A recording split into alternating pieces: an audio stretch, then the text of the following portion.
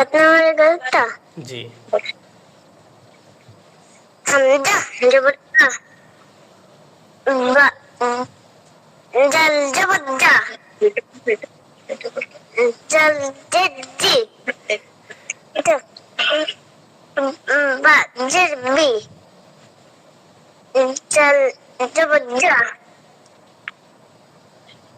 আবিজা মাশাআল্লাহ মাশাআল্লাহ। দালটাকে আরেকটু নরম।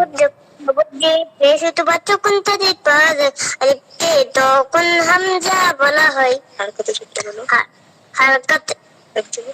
জবর হারকত বলা হয় হারকতের উচ্চারণ তাড়াতাড়ি করতে হয় হারকতের বাম পাশে জোরটি পূর্ণ করে পাউডার সেকেন্ড সুকুন করতে তোমার নেই আচ্ছা আচ্ছা, তাহলে তুমি 8 নম্বর ঘরটা পড়ো।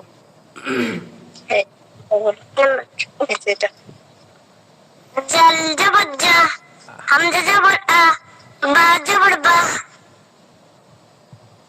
দাল জবর দা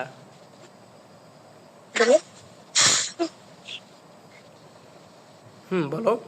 হামজা জবর আ, বা জবর বা, দাল জবর দা, আবাদা। আবাদা